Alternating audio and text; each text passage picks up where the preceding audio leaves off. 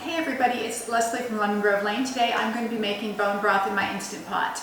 The thing about the Instant Pot is that it does have kind of a learning curve, so once you get used to using it, it's very easy, but it does take a little patience at first. Alright, so we're making bone broth today, and what I love about bone broth is that it really contains a lot of collagen, especially when you make homemade bone broth.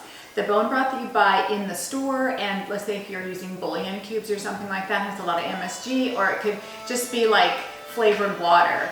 Bone broth is really good for improving gut health and immune function. It's also really great for your joints. In fact, I use bone broth in soups and stews all the time. You can mix both bones if you like and make just a universal bone broth.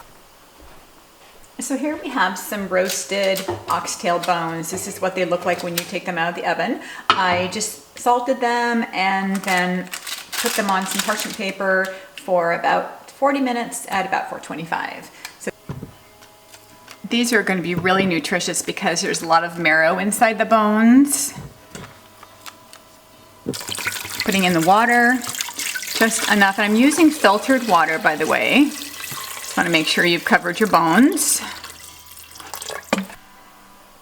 I have just added 1 full onion, 2 cloves of garlic, rosemary, thyme, salt, pepper. You can throw a bay leaf in there, and we're going to go ahead and start the Instant Pot. I put my veggies in. I'm going to put in some apple cider vinegar, just about 2 tablespoons.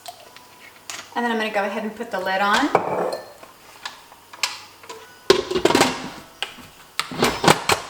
You will hear that sound, lock it in place, and then you're going to hit soup broth. It's automatically defaulting to the 2-hour setting that I had from the last time I made bone broth. So you may need to adjust this using the plus or minus sign to give you the 2 hours.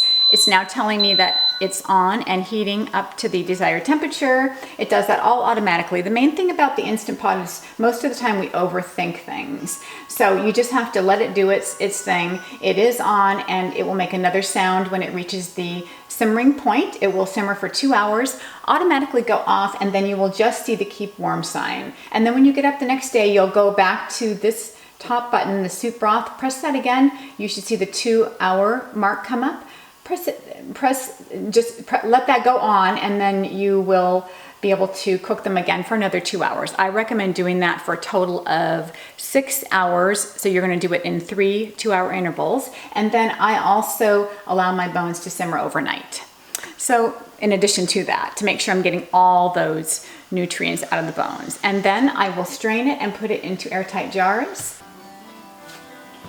Okay, so the bone broth is done. I'm bringing it over to my sink because I'm going to strain it. So just all you need is a little strainer and a bowl with a pour spout. That makes it easier to get in the jars. So I'm just going to set this in my sink, and just all you have to do is pull the pot out. And I'm just going to pour the contents of this through the strainer.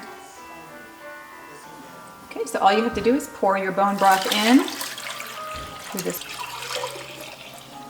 Okay, so I am redoing this again for the chicken broth. I'm putting in bones that I used to make chicken soup the other day. They're going in. I will add water, and then I'm going to do the same thing that I did last time. Onions, garlic, rosemary, thyme, salt, pepper. Okay, make sure that the back is on seal, not vent, and then you're just going to go ahead and press soup. It should go right to the default number of 2 hours that you had in last time. If it's not, then you can plus or minus the time. You'll see keep warm and normal here. And when it's telling me that it's on, so it will make another noise when it heats up to simmer, and then it will go off automatically and keep the bones warm until you're ready to finish your cooking.